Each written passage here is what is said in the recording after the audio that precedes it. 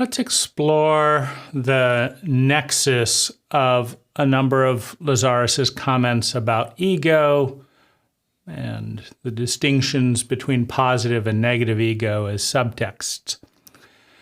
The ego always lies.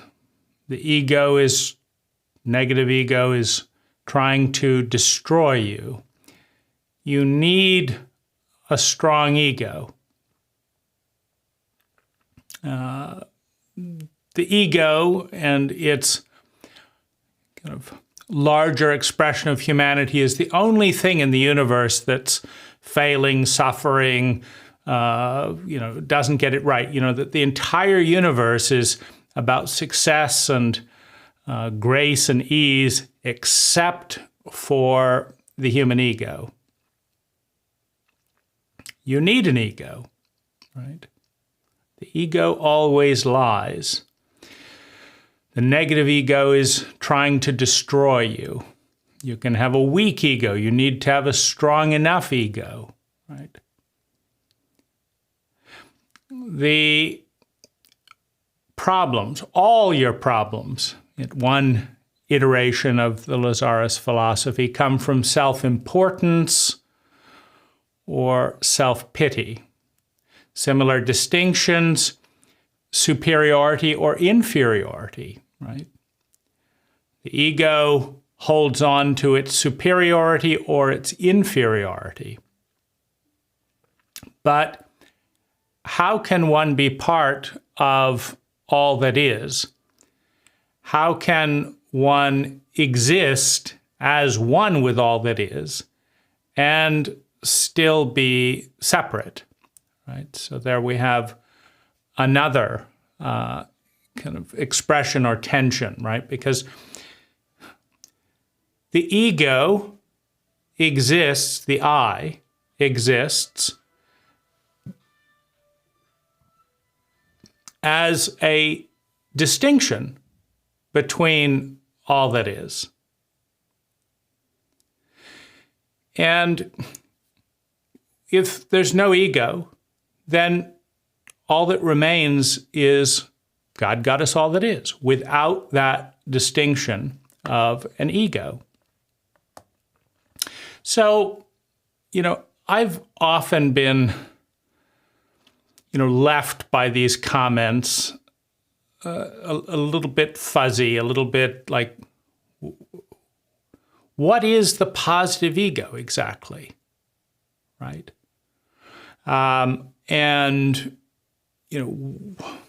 Just what to do with all these different statements.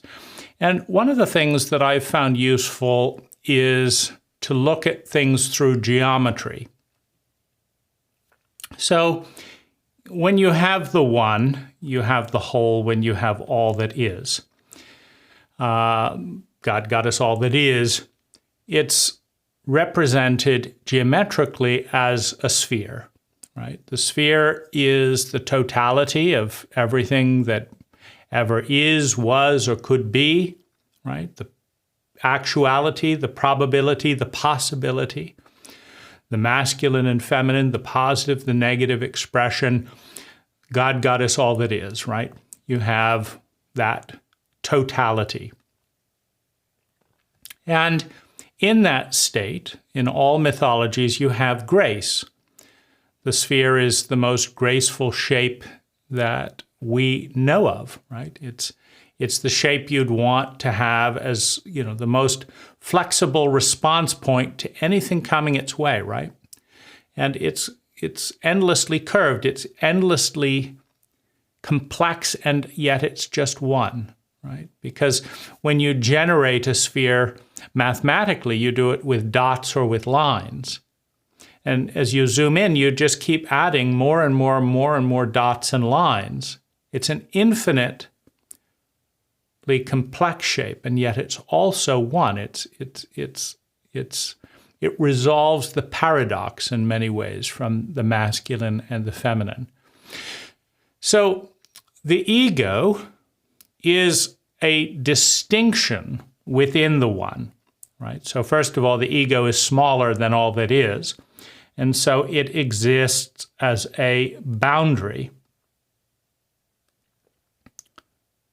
within all that is. And to the all that is, the ego is a part of it. That territory that is carved out, this is me and that's not me, exists within all that is.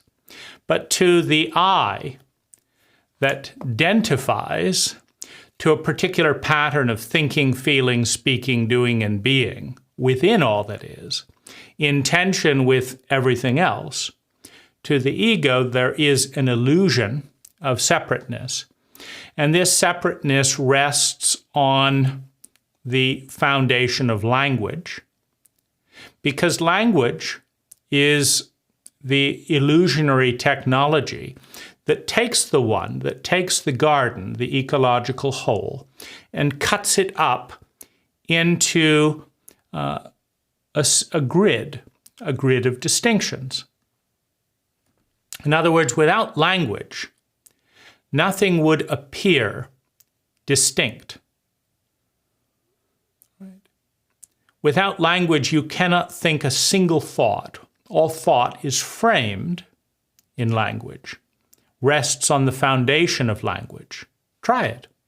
Any thought at all about anything at any point in time on any subject, and you can't even think that's red without those two words. That is red, right? You can't do it. You can't become aware without words. Now, the funny thing with words is that they represent an illusionary overlay on the one, on reality. And as such, they create a grid. They usually begin with polarities and then move into incremental measurements of those polarities. You know, you take black and white, a polarity, and then you have an infinite number of shades of gray based on how many zeros and ones you want to use to delineate, right? Based on how big you want to zoom into the color spectrum and how closely you want to divide it. A computer typically divides color into 256 million distinct colors. But that's not because you can't divide color into a billion or a trillion distinctions. It would just require more computing power than most computers have to divide color into a billion distinctions, number one. And number two, the human eye isn't going to notice the difference between a billion and, a billion and one shades of gray. It's just too, it's meaningless. It has no impact, and so we don't notice it. So words and numbers take the whole, the ecology, the one, the state of dominion, the state of grace, and create this illusion of boxes. So within this illusion, this is red, and this is orange, and this is yellow, and this is green, this is blue, right? So within the illusion, we cut them into these status quos, these chipped out static colors. It's just that that's not real, right? You don't get the one color without all of the colors, right? And it's arbitrary where the lines are drawn between them. Why not consider that 10% of orange more? Why don't you consider that red? Or why don't you consider, more of that red-orange, right? Because it's an infinite continuum between all of these polarities. So we've broken reality into words that aren't real. They're useful, but they're not real, right? There is no hard and fast distinction between red and orange. There's no hard and fast distinction between orange and yellow. Yellow can't exist without red. Red can't exist without yellow. It's all part of a circle, the color wheel. It's part of a continuum that is circular. And no part of it can exist without the other part. If you delete a single part of the circle, the entire circle stops being a circle. The circle is dependent on every part of itself to be a circle. And every part within the circle is dependent on the circle to exist within the circle. Right? Something exists within reality, and reality stops existing. The something inside reality stops existing as well, because it's an interdependent relationship. So it's only language that allows us to pretend that some things can exist without other things, and that some things are not connected. And in the greatest trick of language, that there is polarity, and that they are opposites, that nothing could be closer, right? That nothing could be further away from black than white. That's the illusion of language, right? These are, you couldn't get further away. This is black and this is white, and they have nothing to do with one another, except they define one another, except one can't exist without the other, right? Except, so it's quite a trick that a cult, that a culture pulls off with language. And as part of the illusion and delusion, the illusion of language and the delusion of separation that comes from language, if you're red, you can pretend that you have nothing to do with blue. And if you're a human being of a certain cult, you can pretend that you have nothing to do with another human being of a different cult. I have nothing to say to them, nothing to do with them, etc., etc. So it's a deep delusion of separation that is facilitated by the technology, the illusionary technology of language. And so in this illusion, we have distinctions between positive and negative ego, positive emotions, negative emotions, between you and between me, between being physical and being non-physical. You have all of these wonderful illusionary distinctions, right, that allow us to see through a certain lens, that create a certain perspective. Now, the ego is the greatest illusion of it all, in the sense that it identifies, it attaches and defines itself by the delusion created by language, right? Language says that a body is only this skin, right? As soon as you say that with language, now the body seems separate from all other bodies, right? Because there's all this space in between. So, we start carving out these delusions of separation and distinctions with words. And everything looks separate from everything else. And the I has a unique perspective because it has a unique set of language. It applies a unique set of language, a unique set of words to a unique set of experiences, and views the entire reality through that lens. It's just that the words are not real. And so the ego that emerges out of those words is not real either. And the ego that holds on to the distinction, no, this is me and that's not me. The ego that is traumatized by one energy pattern intersecting with its energy pattern and disrupting isn't ultimately real.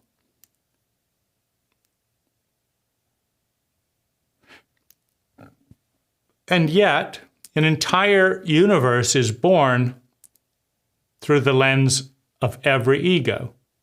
Every I that identifies with a unique pattern of language, superimposed on a unique pattern of experiences, looking out at what is, sees what is in a unique way.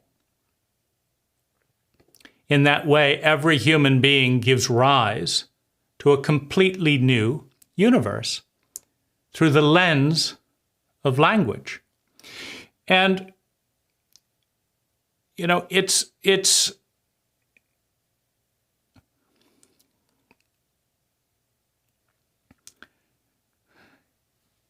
fuzzy, right? Excitement and dread, similar, right?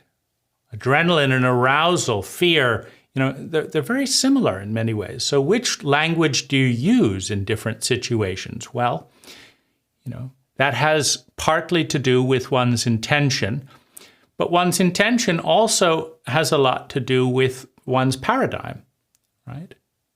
Because if you have a paradigm, a story in which the weak one is the good one and will be rescued by the strong one,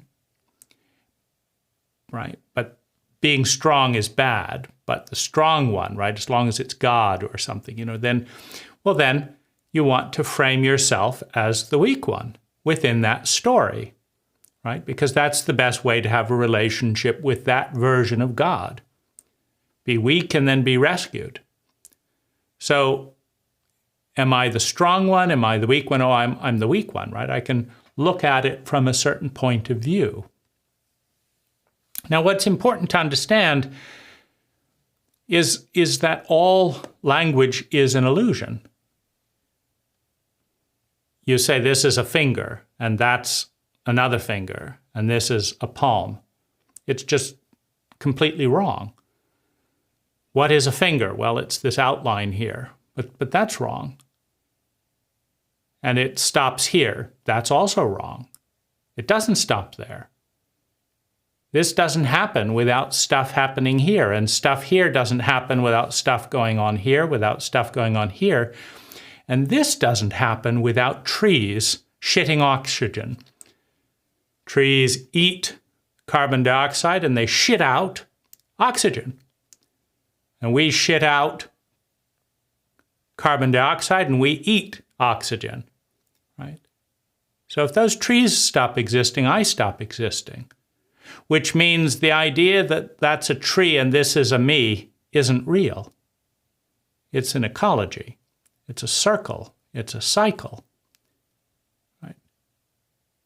The idea that shit is bad is also wrong because everything that exists is connected to shit. It's often funny if you look at, you know, the curse words in a cult, you'll find that the source of all life is linked to the curse word. That's a dirty word. Okay, what's wrong with dirt? It's just the source of all life. That's shitty. What's wrong with shit? It's just the fertilizer of all life. Right? Fuck you. What's wrong with fuck? It's just the source of all life, right? So if you look if you go beneath the hood and examine the cult's taboo, most derogatory things, you find they are always the source of life. Go figure, right? So what's wrong with life? None of this stuff makes any sense, right? Which is another reason, right, that these illusionary paradoxes and paradigms and oppositions and tensions, they don't make any sense, right? There was a state of grace. There was a state of an undivided whole.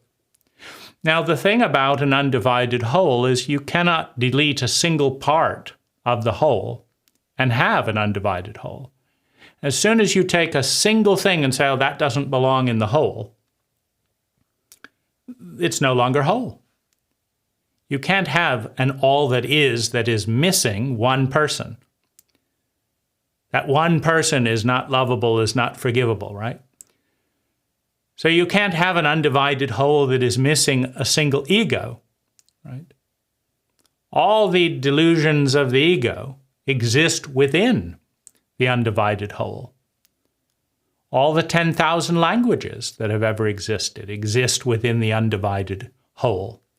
It's only when you divide it and say that's a positive ego, that's a negative ego, that's destroying, that's creating, that's out to destroy you. But wait a minute. Whenever you destroy something, you create something. So if it's out to destroy you, what's it out to create, right? That's linked to it. If you're out to create something, you're out to destroy something. You know? If I rip up a drawing and begin a new one, or if I cut down a tree and make paper and draw on it, I'm trying to create a work of art, and I'm trying to destroy a tree. Now, the emphasis may not be on the creation or the destruction, but they are inextricably linked, right? So the ego is out to destroy you. The ego is out to create you. What's the transition? Like, what's being created, what's being destroyed? Now, into this mix, we might throw an interesting comment of Lazaris, that you have dreams, the beautiful dreams, and you have nightmares, and you have the worst thing, a mediocrity. In other words, in Lazaris' hierarchy of language, a mediocrity is worse than a nightmare. Now, what is a mediocre? Well, what is mediocre, right? It's just what's normal. It's what everyone else is doing. A mediocre result is an average result. So if you want to see what mediocrity looks like, just look around you. Whatever is going on most of the time for most people, that's mediocre. Exceptional, excellent, is distinct from average, distinct from the majority. Exceptionally good, exceptionally bad, they're both distinct from the majority. So in some ways, Lazaris is saying that it's better to be part of a minority, a nightmare or a dream, than a majority, a mediocrity, in between. But the mediocrity is the majority. You could imagine a scenario where Lazaris would take 80% of the population and kind of move them off to the side and then pick exceptionally bright and exceptionally dumb people, or exceptionally happy and exceptionally miserable people for what Lazaris would see as a worthwhile thing. But that's also an illusion. Lazaris has said the ego always lies. Well, how does it lie? It lies through language, meaning every single thing that I'm saying is a lie. Why? Why is it a lie? Well, it comes from the intersection of the undivided complexity of the ecological whole and the clumsy grid of distinction superimposed on that whole with the grid of language, right? It's clumsy to say that this is a palm and this is a wrist, because the palm is linked to the wrist and the wrist is linked to the palm, meaning the wrist changes. If you amputate the hands here, the muscles that are controlling the fingers atrophy. And sometimes the wrist dies and the body dies, right? So it's pretty closely linked. But it's crude to say that this is a hand and this is a wrist. You say, you mean the wrist is separate from the hand? They've got separate words dividing them. You say, yeah, that's a wrist and that's a hand. That's not a wrist? No, that's a hand. That's not a hand? No, that's a wrist. But it's clumsy. Where is it exactly? Is it there? Is it there? Right? And how do you define that? Right? If the wrist is that which supports the hand and there is no hand, you lose some of the wrist when you lose the hand. So first of all, this grid that says that this is a hand and this is a wrist is clumsy. There's so many spaces in between, right? Second of all, it's a lie. So it's clumsy, it lacks complexity, and it's a lie. It's too simplistic. Now, that's the whole purpose of language, to be dumb enough that an ego can comprehend reality through its overlay. You take 99% of the complexity of reality and you dumb it down to the meaning of 60,000 words. You think life is not more complex than 60,000 words? When every single thing in life is unique? No atoms are exactly the same because they're not in exactly the same space, right? When you have 10 trillion, when you have a trillion, when you have a Google of life, and you try and describe it with 60,000 words, and then we can't be bothered to learn most of those, so we try to describe it with 20,000 words. We're lazy, so we use 1,000 words most of the time, 10,000, 5,000, to describe a Google. And then we only focus on this tiny little thing, right? It doesn't matter what we say, it is a lie. It has to be a lie. Because everything we say is such a tiny part of reality, but we're pretending that it's true, meaning that it's reality. It's not. Right? When we say Lazaris isn't physical, it's a lie. When we say Lazaris is physical, it's a lie. The words don't do that justice. Lazaris isn't physical. Well, what's coming out of Jach's mouth? Energy.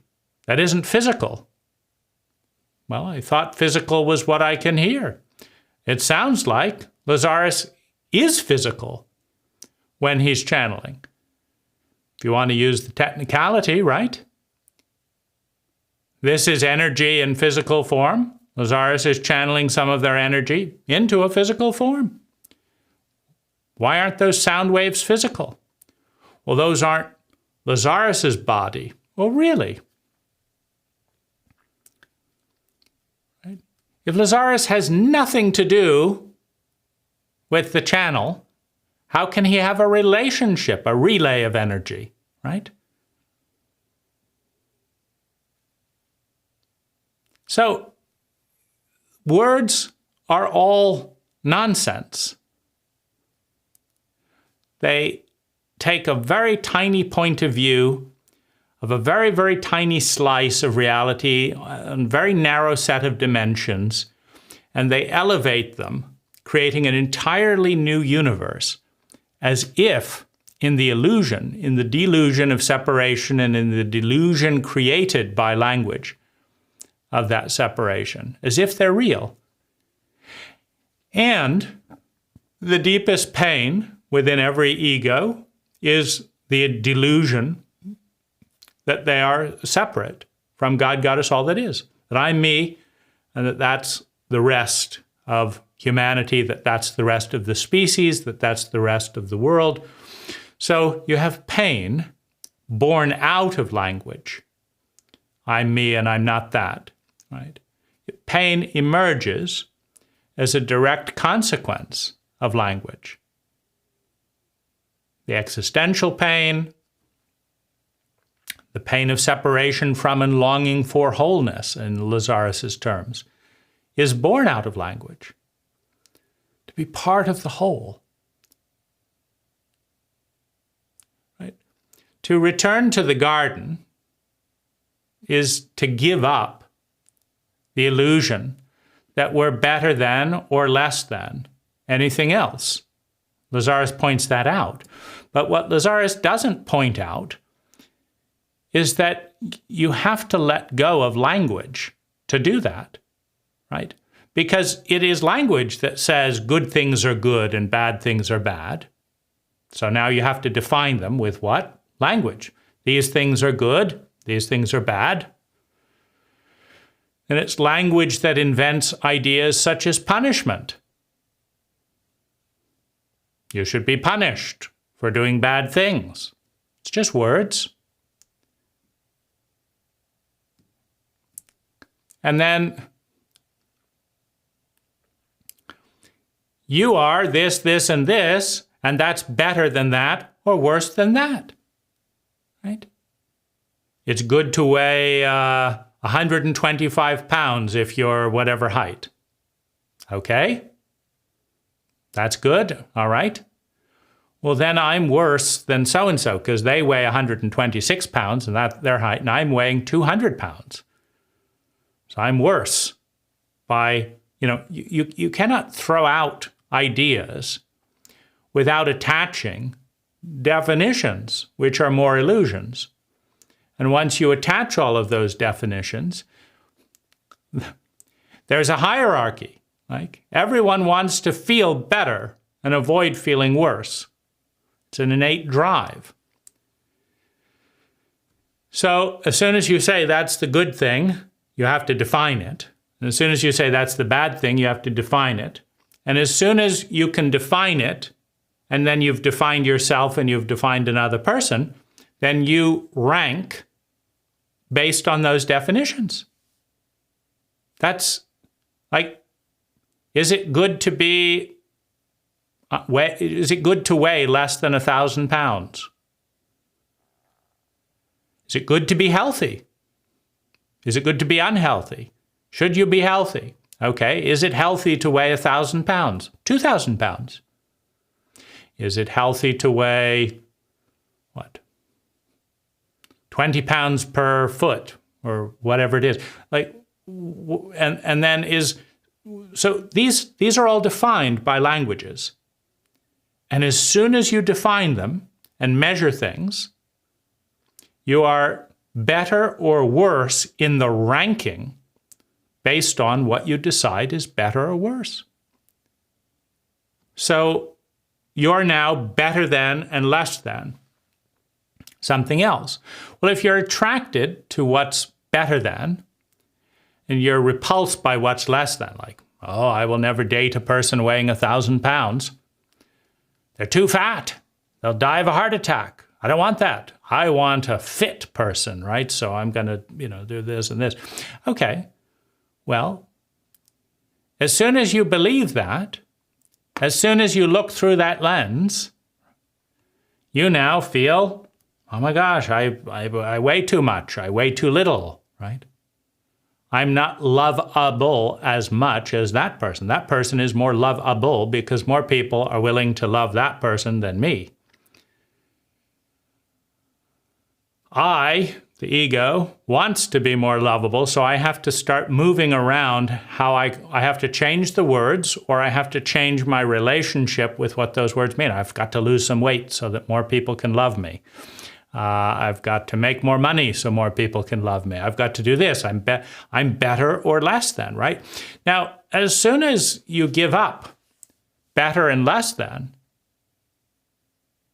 on any metric, right? And it's the ego exists in the measurements. Right? The ego doesn't transcend the ego. The self transcends the ego, right? So the self can be free if we're aware of the self, right? But egos can't be free, right? They're desperately terrified of being unloved by this and that and projecting that on God and feeling that separation. That terror is all created in language. The ego is always lying because it's always using language, and language is a lie. Language is a lie. It's not the words within language. The idea that you can cut one thing from another thing in its proximity is false. It's not real. Because if you take a microscope and look at the one thing next to the other thing, you realize all the many ways they're connected. So then you can't cut them with words if they're intimately connected in every possible way. Right? So that's a good lifetime, that's a bad lifetime. It doesn't make any sense. That's a good ego, that's a bad ego. Doesn't make any sense. It's senseless, right? So what we're down to is that all egos compare, all egos measure, all egos look through language, all egos believe language, all egos use language to see the world, and in doing so, they see themselves as separate from everything else, and they see everything else as separate from them, and they see everything as separate from every other thing, because that's what language does. It superimposes an illusionary grid on the totality of what is. If you remove the grid of words, you've got the uninterrupted whole.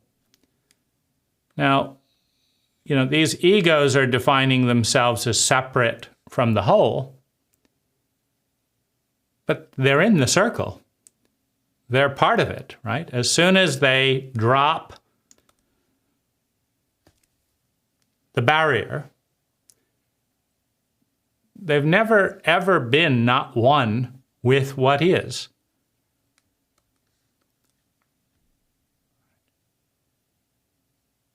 Every other thing is one with every other thing. So one of the questions is,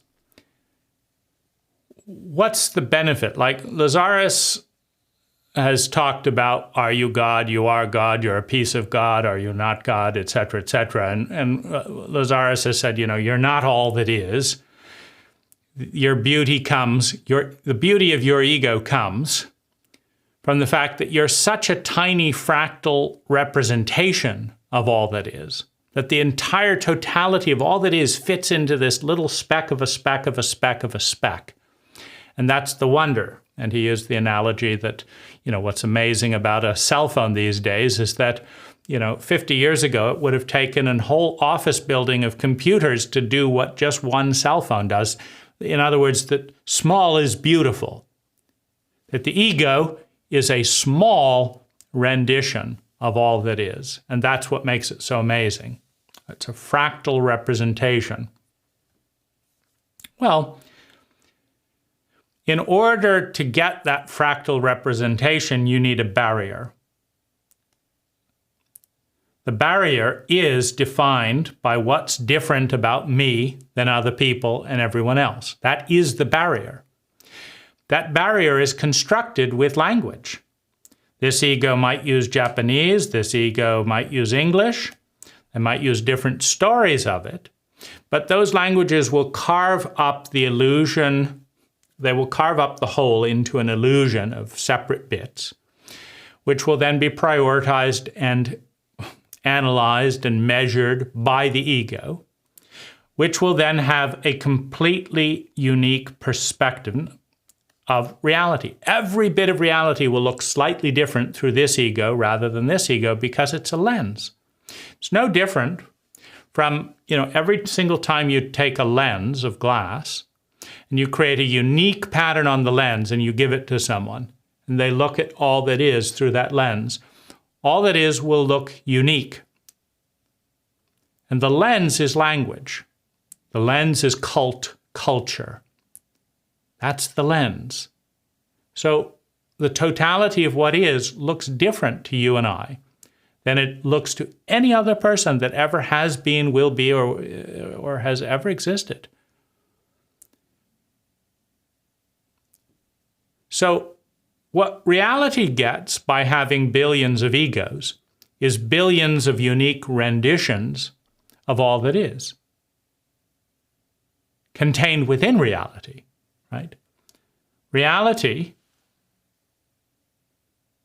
which contains all of the egos within it, gets a billion movies, a billion delusions, looking at reality, right? And what the ego gets is a fractal representation and some sense of freedom and some sense of uniqueness. and some sense of autonomy.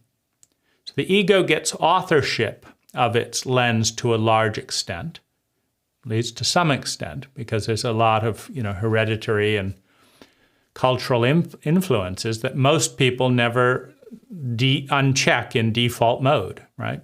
So you get some sense of that. You at least get a totally unique version of your cult looking out through the lens that you've been given. You're looking at a unique section of reality at a unique moment in time. So every single ego's version of reality is unique. Even if it's just passing through without any consciousness to edit the cult code, the cult narrative. But if you do wake up and realize that you're not part of a cult, at least you're not bound by it, that you can develop different language, different illusionary technology, and you can create any illusion you want by looking at different places with different intentions through different words. You can create a unique rendition of the universe for as long as your body is alive, right? So life gets billions of perspectives through the human ego. The human ego gets illusions of autonomy, of freedom, and gets uniqueness. But it's so fragile, right? Because it's hard work. It's hard work to maintain the delusion of separation when we're so interconnected. And so it's not sustainable. It's like you can keep it up for 100 years maybe, a few hundred years perhaps. But this idea that you're defined by your language, that you're really separate from all the things that enable your existence in every moment, is a joke, right? So you need a strong ego because it's so easy to collapse the sense of separation, right? Into all kinds of things: codependency, interdependency, trauma, shock, helplessness. How do you maintain a sense of artistically curating an entirely new universe as an ego when we are so interdependent in so many ways with so many things? Like, it's challenging, right? So it's easy to be shattered out of the illusion and be reminded that we're part of other people's illusions as well, that we're part of all that is. It takes courage. I mean, Lazaris talks about the importance of being willing to be wrong in search of what's right. That's a classic definition of the ego.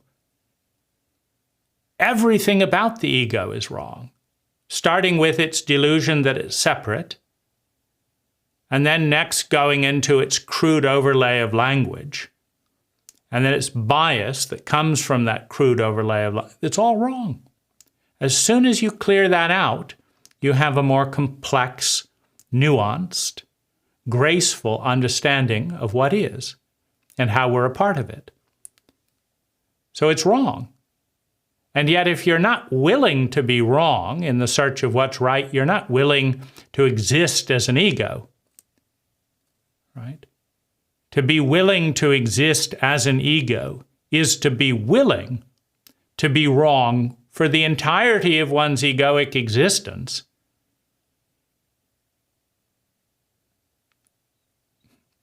And then you can search for what's wrong or you can search for what's right, but you're wrong from the moment you exist. The very moment you forget your interconnections with everything that ever has been, is, and will be, you're so far off base, you can't call that accurate, scientific, right, intelligent, fun. No, it's lonely, it's painful, it's separate, but it does give rise to possibilities that are not possible without that delusion. You cannot choose if you don't see yourself as distinct from what is. So the illusion of choice is born out of the illusion of the ego. The illusion of freedom is born out of the illusion of ego. The illusion of power is born out of the illusion of the ego. The whole mythological framework constructed in language is born out of the illusion of ego. Right? The idea of channeled entities is born out of the illusion of ego. There's ultimately no disconnection between us and Lazaris, or us and the angels, or us and God, Goddess, all that is. It's just words, physical and non-physical. It means nothing. How can one exist without the other? Pauses can't exist without sounds. Right? The whole idea, I'm going to move from here into here and then here into there, all distinctions coexist together. So we're just in one delusion of separation, carrying the unique pain that comes with that delusion, because every part of the whole is and longs to be whole, to be healed. It's the greatest joy, as Lazaris says, of healing, is to become whole again. Right? So that is in tension with the drive to create and expand the whole. Right? The ego expands the whole. Because the ego exists within the whole, and as a result of 12 billion egos existing, there are 12 billion distinct universes existing, because everyone sees the universe in a different way. And so you go from one universe to 12 billion universes by creating 12 billion different lenses that perceive the universe. So the universe expands exponentially as a result of egos, while egos contract exponentially and feel separate from all that is. It goes hand in hand. There's a balance. There's a connection between that super expansion and that super contraction. I feel all alone and separate from everyone, and all that is feels 10 billion times bigger by 10 billion separate lenses, all looking at it in a completely distinct way.